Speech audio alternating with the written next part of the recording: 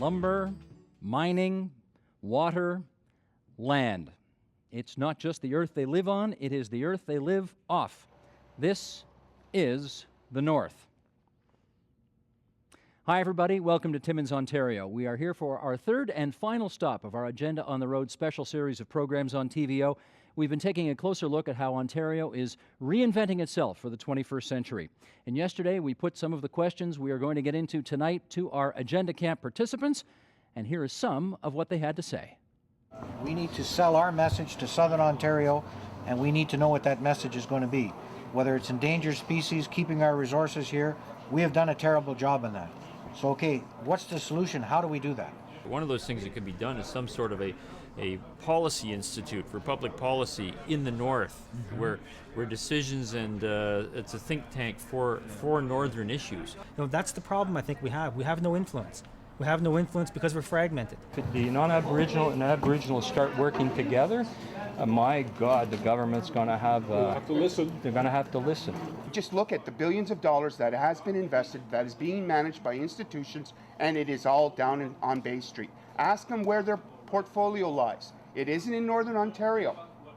So the capital is not coming north. The water course belongs to the people of Ontario. It doesn't belong to Abitibi or Tembec or Bowater. We can't let these guys hijack our treasure chest, and that's what they're doing. Some great passionate discussions at yesterday's Agenda Camp. Tonight we're going to pick up right from where we left off yesterday, taking those ideas and debating them right here at the Timmins High and Vocational School. And for those of you who are at home watching us, you can join in our broadcast as well. Sudbury's own Mike Miner is over my right shoulder. He's going to be hosting an online chat at tvo.org/theagenda. Tonight we're asking about the misperceptions between North and South, same province, but in so many ways, two very different solitudes. So log on to our homepage and tell us what you think. Now, joining us for tonight's broadcast, Gilles Bisson. He's the NDP member of the Ontario Legislature for Timmins James Bay. David Ramsey is the Liberal MPP for Timiskaming Cochrane. Ben Lefebvre is chair of the bargaining committee for CAW Local 599, the union that represents the workers at Extrata Copper's Kidd Metallurgical site here in Timmins. Peter Politis, senior consultant for Evergreen Innovative Strategies. Jamie Lim, president and CEO of the Ontario Forest Industries Association and a former mayor of Timmins. And Tom Logren, the current mayor of Timmins. Thanks, everybody, for joining us tonight here for this special broadcast of ours. And I want to start by doing something that seems very obvious to, I think, everybody who lives up here, but maybe not so much for those who live south of the French River. I want to show a map of Ontario. Here is the province of Ontario. And people who live, as we like to joke, south of Steeles, may not get that 95% of the land of this province is populated very sparsely, but is Northern Ontario. And the 10% at the bottom there, where lots of the money is and lots of the decision-making powers are, that is a major irritant between those who live up in the vast north and then down in the south. And here's where we are tonight. We're in northeastern Ontario, very close to the Quebec border. Boy, did I find that out the other night. I was in a bar watching the Leafs and the Canadiens game, and I was the only guy cheering for the Leafs, for goodness sakes. But there we are. Everybody's a Canadiens fan around here, I guess. Oh, easy now. Not everybody. Okay, glad to hear that. Ben, I want to start with you. You have helped the CAW organize the campaign here in northeastern Ontario. We have seen the signs. We've got one in our audience tonight, I think. This gentleman brought one in over here. Our resources stay here. Tell people, most of whom I have to tell you, who are watching us, are in the south.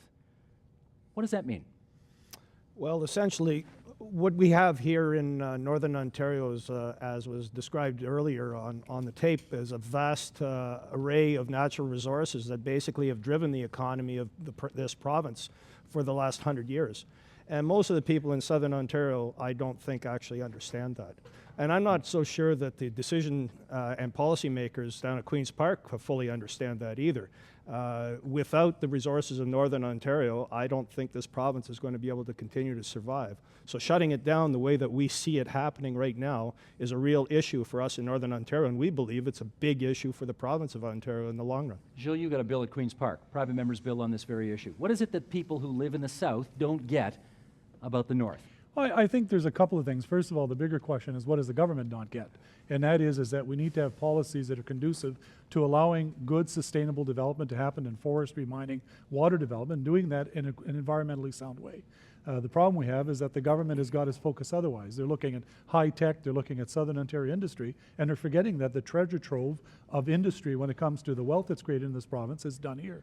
As far as the citizens of the South, it's like anybody else.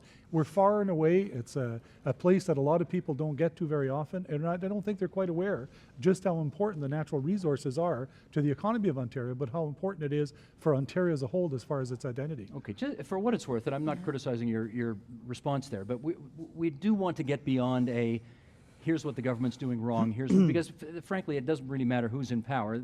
There are often issues of the South doesn't get what the North is all about. Doesn't matter what stripe is in power at the moment. But David Ramsey, having heard what Jill said, you want to have a response to that anyway. Well, I understand what Jill's saying. As a Northerner, I feel the very same thing. And when I heard, even though it's not in my riding, the news that came out last year about Xstrata wanting to take their ore across the border into Quebec, it saddened me, but very quickly it angered me to hear that. We have this sense of losing our resources here, and I started to look into that, and could we just shut down the border? And then I looked at all the benefit we've gained with all the ore coming in here. All our steel mills use ore from outside of this province, all of them. Sault Ste. Marie and Hamilton, 317 jobs in Sudbury from Quebec ore coming in. So it's not the answer just to shut it down. What we have to do is expand the mining, and we've got new mines opening up. I was at an announcement the other day that's just down the road from here. We have most exploration of any province right now, so I think we're getting it right for the industry. And to create new wealth, we need more mines. Mayor Tom, I'm going to get back to you, Jill, I promise, but let me get everybody in on this one. Are you concerned about the signal it sends out to the broader world when you say our resources stay here? Does it sound like you're trying to put up a wall around this community? No, not at all. I think if you understand it, it really goes to the fact that we have a state-of-the-art facility here in our community, and there's one closing in Manitoba. When this one closes in Timmins, there's going to be one left. What message are we sending out when you look at the reasons why it's closing? Hydro, environmental. We are at the highest peak of hydro rates in North America. Our environmental, we feel that we're environmentalists here in this community, and I'm sure in the North we feel that we're environmentalists in everything that we do. But that's not recognized. And if this place goes down, as I said very clearly to the Premier, there will never be another one built in Ontario with the structure we have today. Let's just understand the background here for a second. Something that employs 700 people here is about to close, right? Xstrata's copper refinery, or smelting plant, you call it, I guess. 700 jobs. And again, this north-south divide is very important that everybody understands. If 700 jobs in Timmins were to happen in Toronto, an equivalent size of the population, you're talking 36,000 jobs disappearing like this. What's that doing to this community, Jamie Lim? You still live here. I still live here, Steve. Come on. 3 days a week, the big commute. But what does it mean for the community? It means everything. I mean, there's a multiplier for direct to indirect jobs, and it's usually about 4 for communities like ours. So you're talking, 3,000 jobs that are going to be jeopardized in this community. That's huge. And I think the problem is, Jill sort of touched on it a bit, it is about public policy. And, I'm not going to buy into the South-North divide and whatever. I'm a policy wonk, so I'm going to look at the policy. And when you have policy being developed in Queen's Park that is ignoring, not even doing, socioeconomic impact assessments, that's reckless. It's unacceptable. How do you know that's not happening? Oh, because we ask. They just passed in the fall a wood turtle habitat. We have 7 members on the Northern Caucus, 7 Liberal members. 3 of them are ministers, I believe, David. So we have 3 ministers that sit in cabinet. The wood turtle habitat, which affected the southern rural portion of this province, which is exactly when you go to Barry's Bay and Pembroke, they feel the same way we do in Timmins. And they passed the wood turtle habitat with 1 consultation held in Toronto, no economic impact assessment, and that's going to affect up to 40% of the fiber on many of the management units in those communities. That's insane.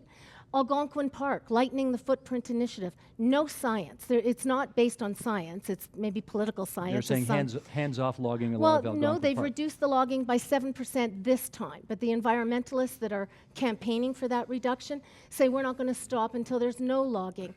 I have family members who have been logging in Algonquin Park for 6 generations, over 162 years. That park gets 1 million visitors a year, and it increases every summer because they experience a wonderful vacation in that park. They don't even know our members are in there logging.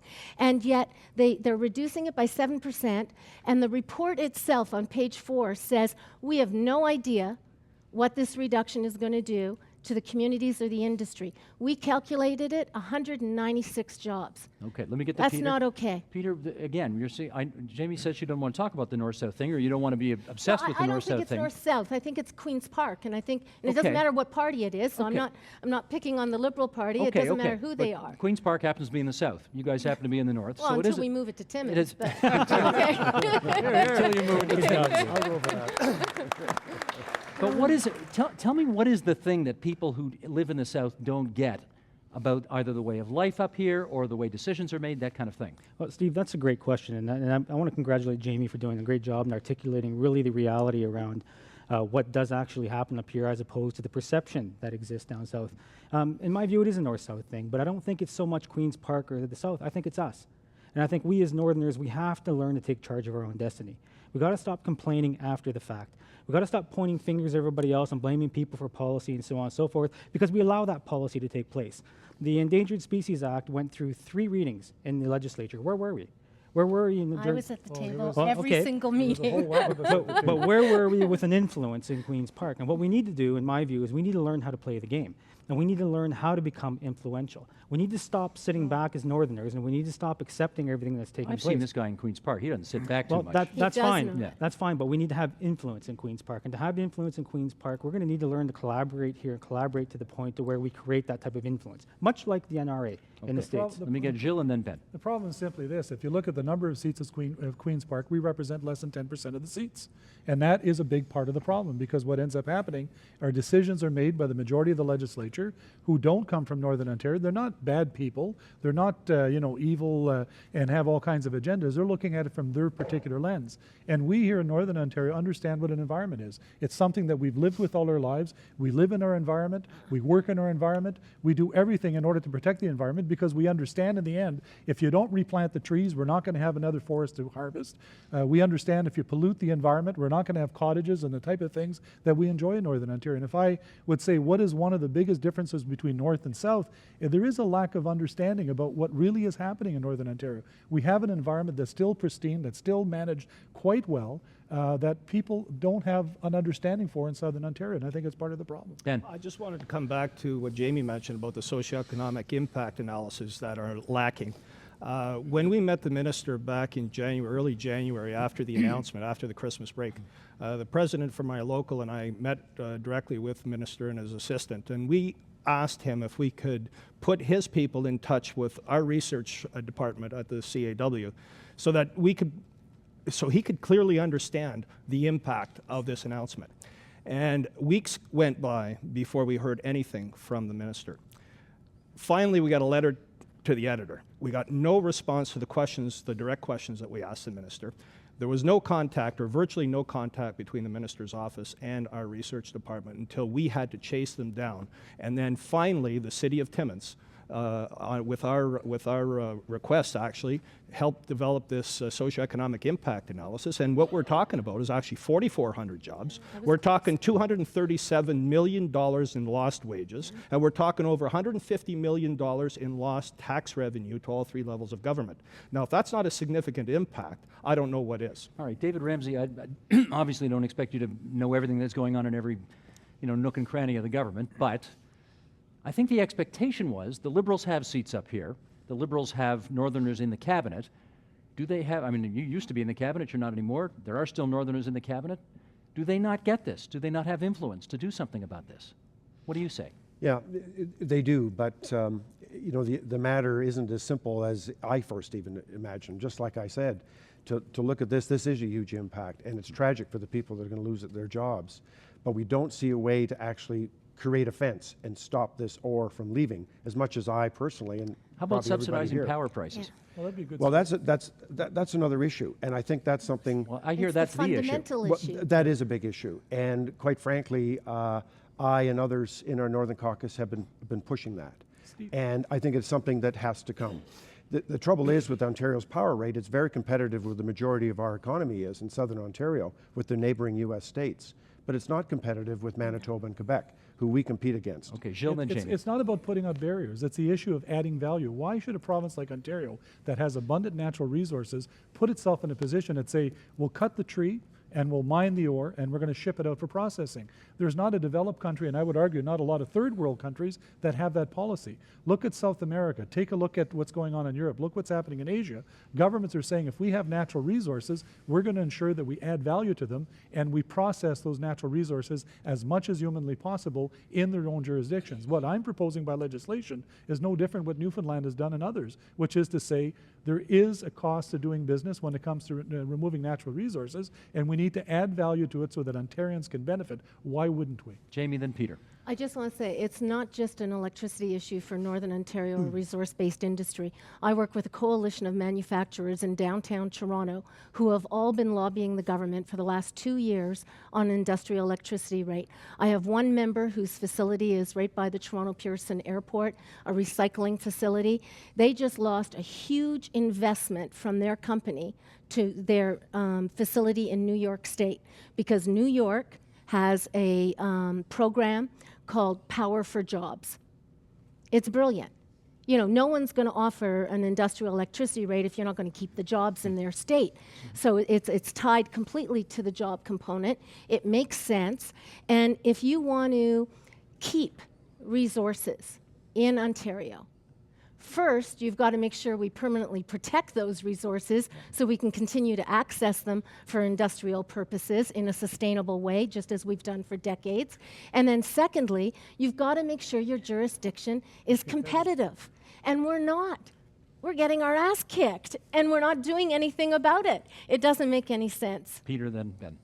Steve, to me, the whole issue revolves around the decision makers in Queen's Park, and we all have good points on what's happening to the north, and it's not arguable what's happening to the north. The question becomes, what are we going to do about it, and how are we going to change how things have been taking place up to now?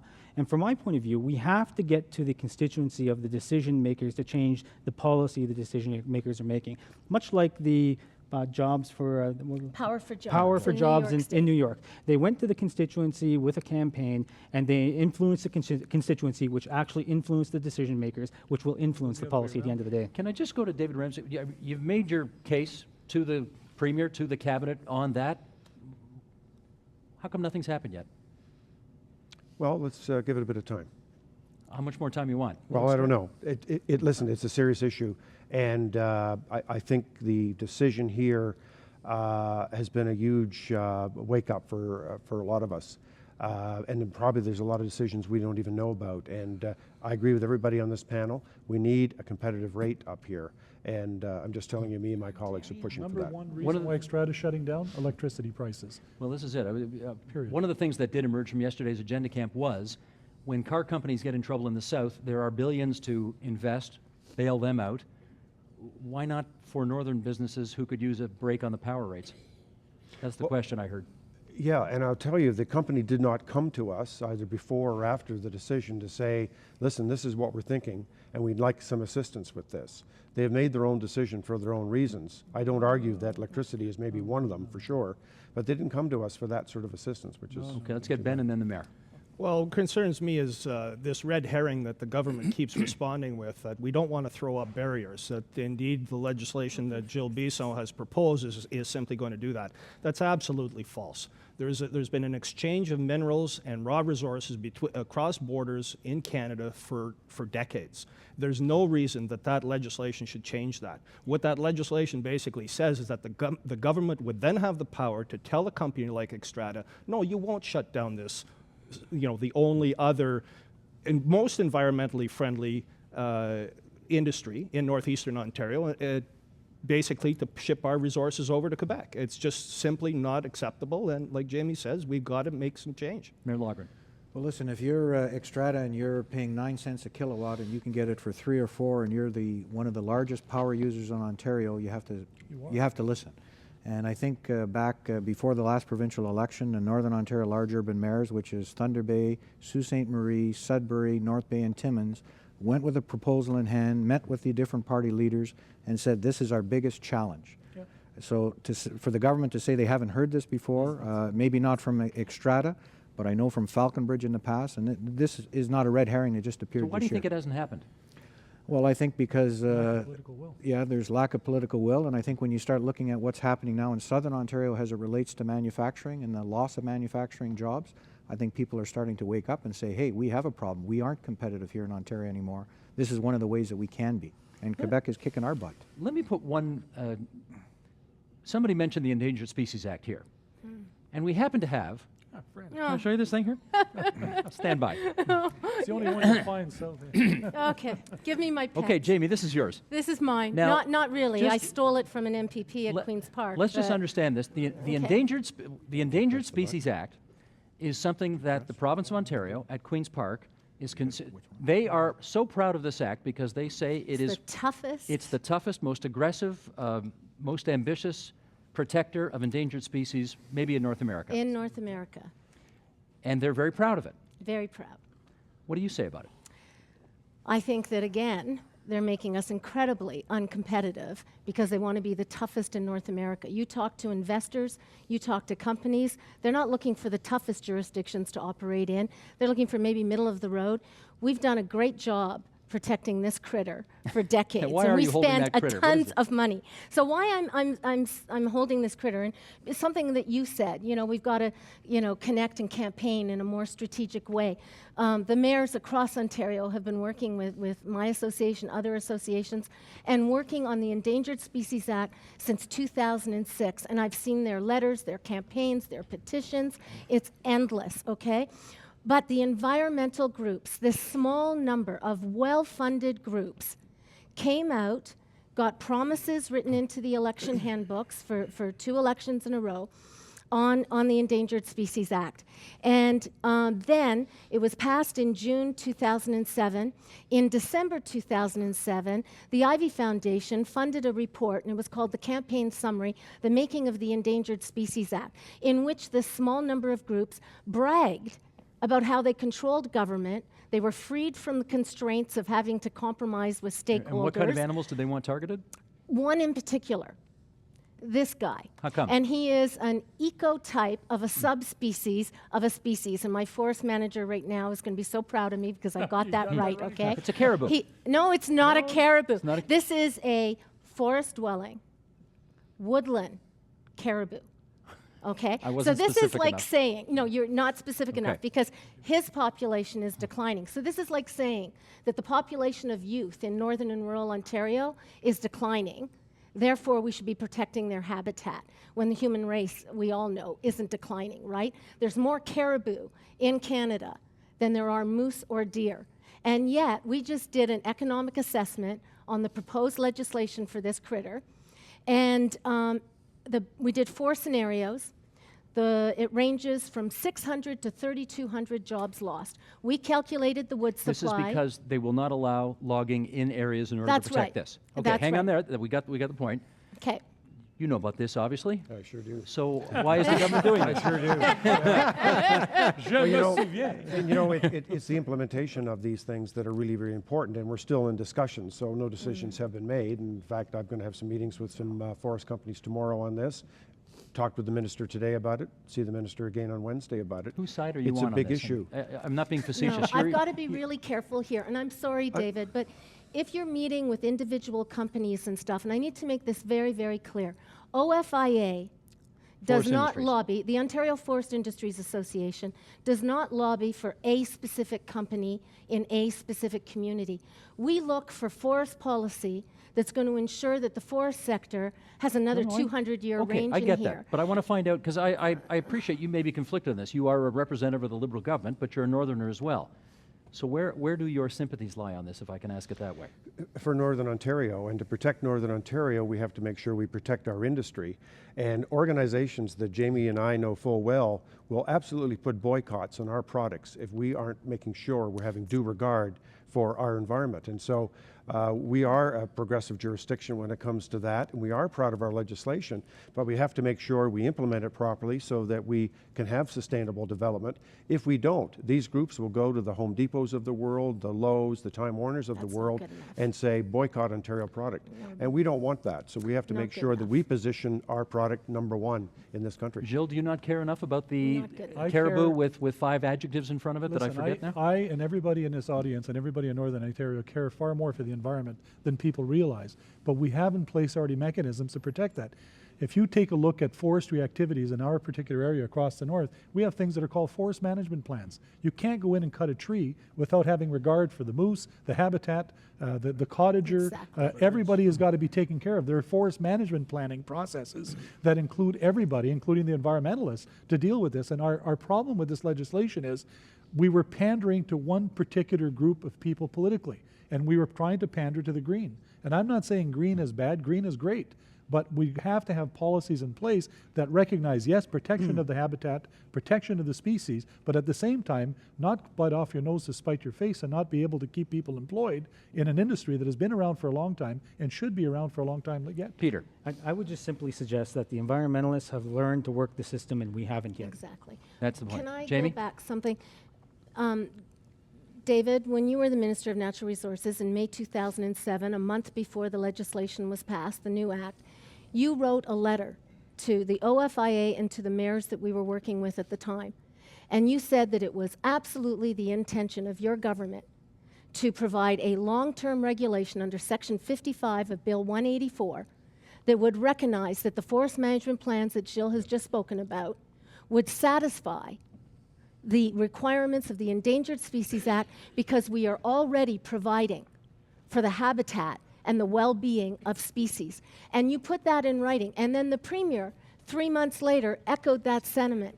And when you got reelected, you worked with us for 5 months on that long-term regulation. And we were this close to getting it done because certain groups went in the 11th hour and pulled it out from under us. Now we're facing being exposed to permits. Okay, let's get a response. And you know yourself what permits are going to do. Let's get a response. David, do you want to respond to that? resource-based industry. David, do you want to respond? I certainly don't dispute what Jamie has said. I made that commitment, and we were working towards that commitment, and things changed later on that. Okay, we got somebody from the audience here who wants in. Gary, I saw you yesterday at our agenda camp. Thanks for coming out tonight. You wanted to say. I'd really like to invite the Premier, and in fact, a lot of the environmentalists to come north. Every day I go for a walk around one of our beautiful lakes at Hershey Lake, and I walk through a mature forest. You know, every third or fourth tree is dying. It's a forest that needs to be harvested. People don't understand that when a forest gets old, it's time to harvest it, or else the natural process will go and it'll burn. So you think they don't get this at Queen's Park? They don't understand. They have, you know, for Queen's Park, Barrie is north. And to come north and to see where we live, and to see the environment that we live. They got cabinet ministers from Thunder Bay, and David was in the cabinet. He's from around here. Come on. I know, but you know, we've said so many times, you have to take away the red tape in mining. We have Ministry of Environment, Ministry of Energy. If the ministry can say, and they did, I heard it the other day, that this government believes in wind power and in solar. So within 6 months, they will get a permit. If you want to put up a solar farm, or wind farm, 6 months we'll give you a permit. And we have a mine that would like, you know, to be done in 2 years or 3 years of permitting. It just takes forever. So they're favoring the green power solutions at the expense of what's here. Absolutely. This government has to say, understand that to us, forestry and mining is so important that some of those decisions got to be made by us. Well, let me put this to the mayor. Thank you, Gary. Put this to the mayor. You know, the throne speech did mention, I know it's not here, it's 240 kilometers west of James Bay, but the Ring of Fire got pretty prominent play in the throne speech this year. And it was, I think it might have been the one throne speech I've heard in the last 15 years that said, we are desperate to have what comes out of the ground be our salvation for the future. I mean, presumably you liked hearing that, didn't you? I very much liked hearing it. In fact, I was there that day, but I think we have from a northern perspective, have put a lot of pressure on the Premier and the government, and I think that's why the Ring of Fire was mentioned. But I do want to say is that the fact that we have something we're very proud of in Timmins that's happening right now is we're into our 100th year of production and mining in our community. We've had 100+ years of forestry in our community. There's no reason that we can't be doing that 100 years from now. But what we need is the opportunity to have the right policies and legislation put into place that will allow us to do it, because if you're talking 100 years, we've got to be some kind of environmentalist. And if I look at what mining is doing today as it relates to tailings dams, and on and on and on, they're doing a great job, and people should come here, as Councillor Skripnik has alluded to, and take a look at what we are actually doing. Okay, question right here. Okay, I don't want to make this a north-south sort of thing, because whatever is detrimental to the north is detrimental to the south, and vice versa. So what's happening in northern Ontario, however, affects southern Ontario just as much as it does the north. We're in direct line of fire, but it's going to affect them. And I'm talking about two particular items. One is the meth site closure, and the other one is the Xstrata. Xstrata. Folks and, yeah, okay. South of Steeles may not have heard of it that way. And the other one that's been going on for quite some time is the what lumber companies or Tembec and those sorts of companies who've been wanting to separate from their mills the rights of water, the water rights. Abitibi is now trying to get to divide their water rights from their mill. And what happens then is that they go to the market, they can sell their hydro to the market, and then they have to buy it, they may become unprofitable. When they were first set up, they were set up to say, okay, you have right to get power from this river and this dam to employ people and make products out of the forest that's out there. And now they're trying to change the game. They're trying to say, well, we're closing the mill, and that's happened in Smoot Rock. The mayor for Smoot Rock is standing right below me here. And what's the impact of this change? Well, the impact is now that they want to develop the hydroelectric power and without jobs, okay, and sell it at the highest price. So they're still going to collect a bounty, but not with no jobs for the development of the north. And if the north is not developed to provide the richness, then the south hurts just as bad as the north. Okay, thank you for that, sir. I want to follow up on one thing I heard yesterday during the agenda camp. And it was very interesting because I, being from the south, I had assumed that there would have been grand consensus on what it means to be a Northern Ontarian. But there wasn't. And I found this very interesting. Some people in yesterday's agenda camp thought if you're from Sudbury or North Bay, that's really not Northern Ontario. We know that Queen's Park considers, for the purposes of some of its programs, Parry Sound to be part of Northern Ontario. Peter, let me start with you on this. Is it difficult to speak with one voice on what the North wants when the North seems to be more a state of mind rather than a geographic place on a map? Strategically speaking, Steve, absolutely. And I think that's one of the challenges we have is we need to get together and identify who are we and what is it that we really stand for and what is it that we really have to sell. And I think what we have to do when you listen to the arguments that are taking place here is we have to influence decision makers. So before we can influence decision makers, we have to identify first who are we, what is it that we have to sell, and then come up with a way and a strategy like the environmental groups have done to sell that.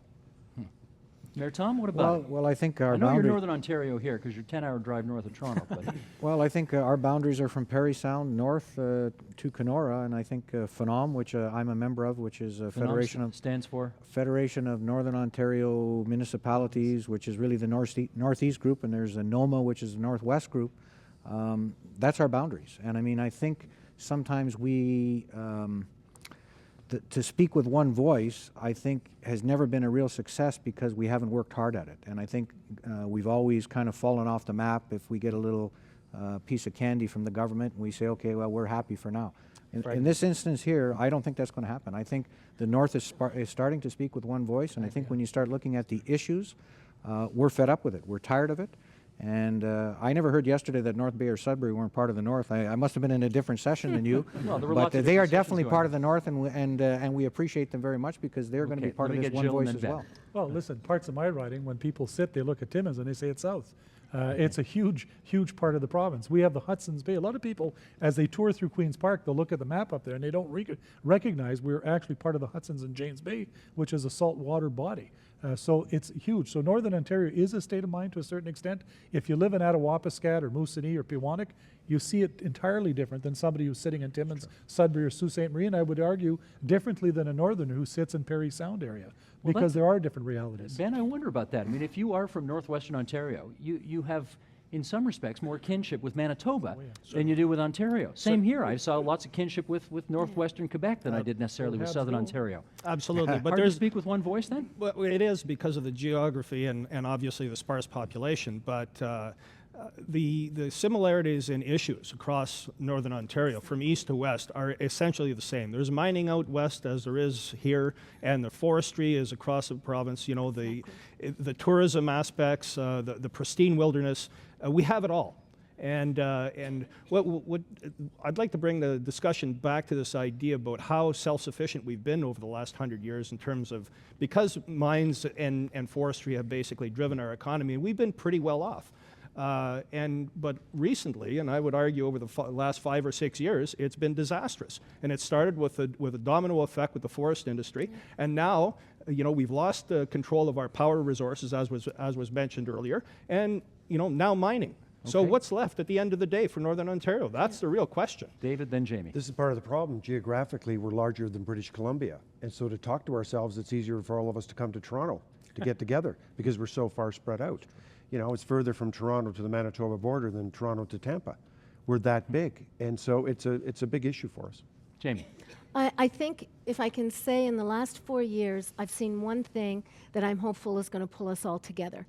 And not just Northern Ontario, but also rural Southern Ontario, who have all the similar challenges. And that's the Endangered Species Act, because it's the one thing that mayors across the province are beginning to realize is going to threaten their long-term viability because of the removal of land from development. And for mining, for forestry, for agriculture, for anything. And it has absolutely made mayors across the province start talking to each other and say, look, we're in this together. What are we going to do? And I want to get back, because you sort of cut me off, but the economic impact assessment that we did on the new caribou habitat regulation that's being developed by government is going to put 12 communities at high to very high risk. And that's an MNDF. Risk of what? At risk of closure, of risk Entire of total communities. meltdown. Total communities. 600 to 3,200 direct jobs. That's an MNDF number. Our members think that's a little understated based Ministry on... of Northern Development, Mines and Forestry. Sorry, Ministry of Northern Development, acronyms, Mines Jamie. and Forestry. You know, they think it's understated. And so, and that's for one species. This government, under the new Endangered Species Act, has 140 habitat regulations that they're going to need to develop. How are we going to keep our resources? Our resources are going to stay here because we're not going to be able to cut them or extract them. They're going to be staying in the land because none of us are going to be able to get the permits necessary. And if we do get a permit, it'll get challenged in court. Stand by, everybody, here, because while we're having this debate here, they're also having it online, and we're going to go to Mike Miner in just a second. We want to remind everybody, got about 15 minutes to go here. We're coming to you live from Timmins, Ontario tonight. We're at the Timmins High and Vocational School. We are looking at this province's north-south divide. This is the final stop of our 3 stops this year for our Agenda on the Road series. If you want more information on that series or our guests, tvo.org/theagenda is our homepage. Please go there and get more information. Okay, Mike Miner now, hosting an online chat tonight, as we are doing here in this high school in Timmins, Ontario. Mike, what have you got for us so far? Well, you said that they were having the conversation here. They're having about 3 conversations online. First of all, the North is at war with itself. Everybody wants to know, what about Thunder Bay? You think Timmins has a hard time? Find someone in Queen's Park who can find Kenora on the map. They're also trying to push the boundary north and south. Is Parry Sound in? Is Parry Sound not in? Listen, everybody online, if it's not in, let's annex it. And we'll just include it. Why not? And also it's a 50-50 split. We have a poll here. Half the people are in Southern Ontario, half the people are in Northern Ontario. Larry via Twitter is telling us that you just can't compare the two economies. The South is increasingly service-oriented, and the needs in the manufacturing industry down there can't be compared to the needs in the resources industry up here. Naturally, everyone's upset about this. Brody has taken a tack that I think was pretty typical of what we heard yesterday. He's got a real can-do attitude about the North, and he's tired of hearing about the things that are wrong. He wants to focus on diversifying past the resource industries, using the infrastructure that's being left behind by Xstrata and other industries, and to see what opportunities there are there. A big issue that's being talked about online is travel. We have a lot of expats. Ivor and Zoe are from Toronto, and they said that they left for education, but they also wanted to see the world. And travel is so time-consuming, it's so expensive, that seeing the world and staying in Northern Ontario just didn't seem compatible. They said that you can't use it as a base, and not only that, it makes it hard for them to visit back, so their ties weaken with every year that they're away. Okay, Mike, you'll continue to monitor the online chat, tvo.org/the agenda. Mike will continue to moderate, and please chime in and give us your views on tonight's topic. Let me try this. David Ramsey, I'll try this with you. When the City of Toronto complained that it didn't have all of the powers it felt it needed in order to, really be relevant in servicing its constituents in the 21st century, the Government of Ontario passed a new City of Toronto Act and gave them new taxing powers and other responsibilities that they did not previously have. Could you do the same kind of thing for Northern Ontario? I think actually we need to be giving the North more control of its resources. And I would say it more as a regional thing than maybe just a municipal specific thing. As you may know, the MNR right now is looking at what we call tenure reform. And the way the old days, the way forestry worked is each company got a license, basically. And so basically the company sort of had control, even though we, the Crown, the people, own it. And I think we need to make some dramatic changes there.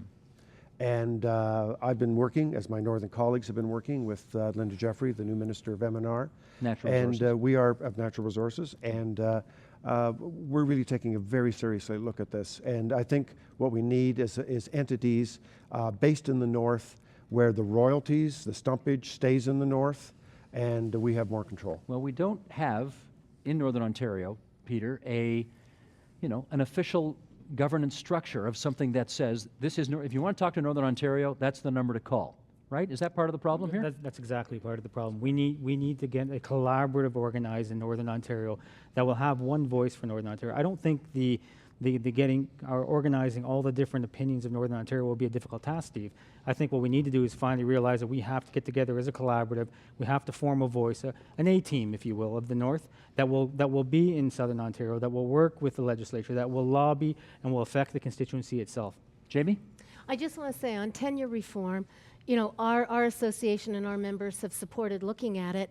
What we need before you go to tenure reform is a promise from government that they're going to permanently protect 26 million cubic meters of industrial wood fiber in this province for the use now and into the future. Because the environmentalists right now in Toronto, David, you hear them, I hear them every day, are saying, well, you're not using it. You're only cutting maybe 12 million cubic meters, so we can protect the rest and you won't even notice. Not good enough, because there's generations growing up in this community right now and across the north that want to have careers in forestry, and we need that permanently protected. Okay. You tell us the size of the pie and then divide it any way you want, but permanently protected at 26 million cubic Let's meters, get Ben. please. I couldn't agree more with Jamie. What we're witnessing here in Northern Ontario in the last 5 years is a deliberate deindustrialization of the North, and we've got a major problem on our hands, and it's going to affect this province in the long run. Mayor Logren? Just very quickly, I think the speaking with one voice is happening, and I think you're going to see over the next coming months, there's going to be a huge involvement with our First Nation partners as well.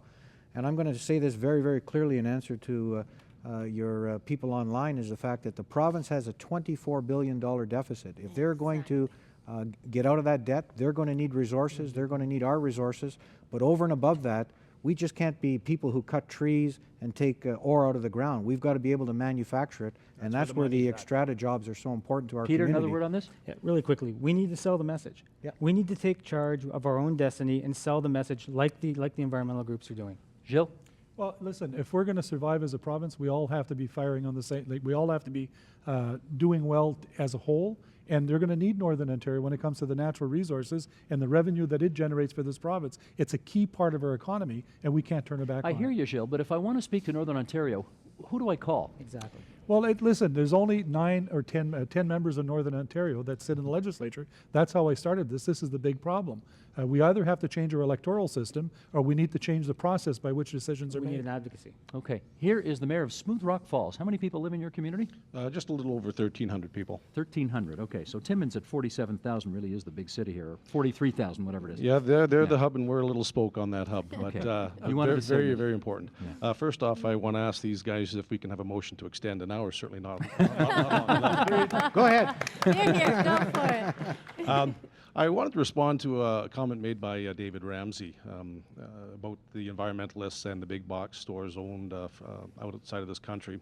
I was in one of those big box stores looking to purchase some wood and was looking for provincial product, and I was directed to Brazilian pine. Now, from what I understand, Brazil is experiencing massive forest or deforestation, and that concerns me. I ended up walking out of the store because I couldn't.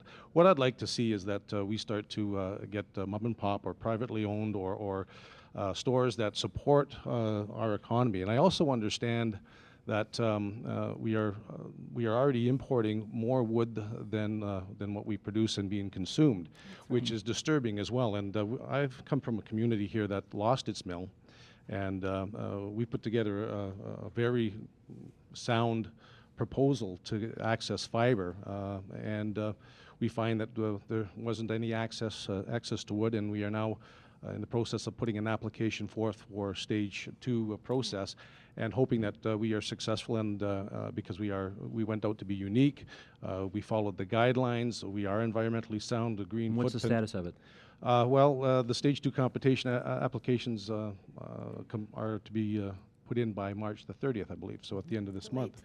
And we'll hopefully have a positive result. Let me from get that. Jamie to comment Kevin's on this. absolutely right.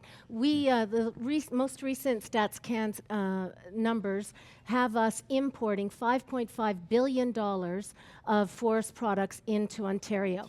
And you know, the opportunity is so great, and I find it so short-sighted that we would be bringing public policy into place that is shrinking our fiber basket, when we all know, when you're raised and born in the North, when you're born and raised in the North, you realize very quickly the whole cyclical nature of living in a commodity market. And so we're at the lowest of you know, the worst, you know, recession in our forest industry in the history of probably forestry in Ontario.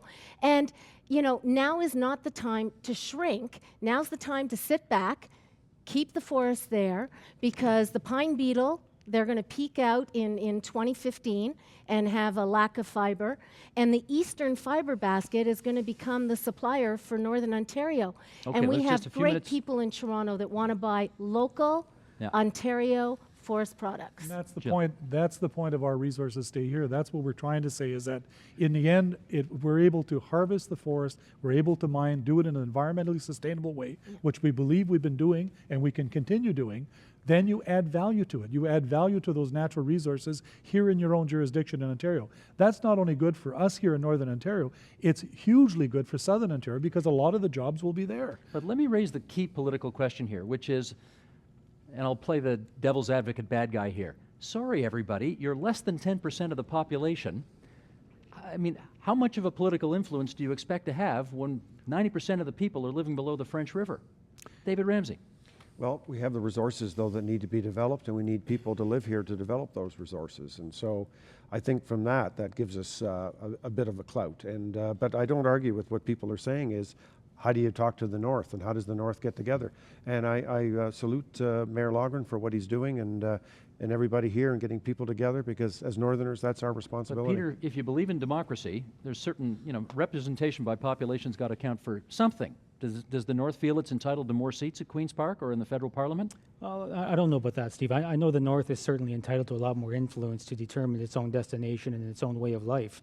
When you have a populace in Southern Ontario which is influencing a way of life that they have no vested interest in, and that's not a derogatory statement, it's a reality, I think people understand that. I think as Northerners, we just need to be more creative and more innovative in how we take charge of that destiny and influence the decision makers, the same way the smaller groups, the environmental groups who aren't great representatives of the population either, are affecting those decision makers. Tom, then Jill. Well, if you go down Bay Street, you're going to see many mining companies, forestry companies that drive our economy, and I think people need to wake up to that.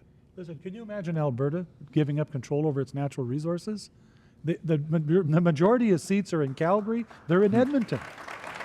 But those governments and other provinces such as Quebec and Alberta understand the driver of their economies is natural resources. Exactly. Go over to Quebec. Look at what they're doing there when it comes to forestry and mining. Look what's happening in British Columbia. It's not that the majority of seats don't come from northern British Columbia. The majority of seats don't come from northern Quebec. Exactly. But you've got governments who understand to make the economy work well, you have to take a look at your natural resources. That's something Canada has a lot of. And if we don't take control of our own natural resources, somebody who is a foreign company is going to come in and do it for you and close down your smelter. But Jamie, it sounds to me like no government, regardless of stripe, has ever kind of gotten that. Why is that? How can they not get that? I don't think so. I mean, I think some of their policy gets it. Like, I find this government right now a little bit schizophrenic, and I think you've even used that word at times, David. So, because on one hand, they're doing some really great stuff. I mean, in 2006, they took back the roads program, which was making us incredibly uncompetitive. Great public policy. They support things like the Woodworks campaign, which goes out and educates engineers, architects, and contractors on how to use wood products in commercial construction. Huge opportunity for us. So on one hand, they do all this good stuff, and then they just let it down with the other hand, you know? And you made a good point, because, you know, if you have no skin in the game, which these people that, you know, have these little wood caribou made in China and give them to all the MPPs with tags, all I want for Christmas is a home, those folks have no skin in the game. Well, you know, it's really sad. And my daughter looked at that caribou because I had it hidden down in my office this morning, and she said, like, are you serious? She couldn't believe it. She's 17. She said, you know, Mom, we need to make little stuffed people, and we need to put a tag on it and give it to every single MPP, and it needs to say, all I want for Christmas is a job so I can pay my mortgage and feed my kids. Jamie, that's motherhood. You're going to get the last word tonight, because that's just too good a spot to leave it on. Sorry, Nobody's Steve. going to talk after that. That's good. Let me do one more hit with Mike Miner if I can. Just get 30 seconds, Mike, on what's going on online tonight. Go ahead. Well, Steve, the conversation wound up talking about the perceptions of the North from the South. We have a lot of people from the South sharing. Ivor made a great point saying that for people in the GTA, it's really hard to understand what it's like to live in a community of 50,000 people that's neither a village and it's not part of a metropolitan area. They don't understand that lifestyle. And LJ put a good point on it when she said, in the South, people seem to think that industrial interests and environmental interests are at war. They can't coexist. But seeing those two work together in the North is just part of the DNA. Mike, thanks so much for that. And remember, Mike Miner hosts our live web chat every Thursday for our Your Agenda Thursday programs, where the online community joins what we're doing on television. And we hope you'll be with us every Thursday, in fact, every day for that as well. Let me thank our guests for coming from near and far for today's program. We really are grateful that you would spare so much time for us this evening.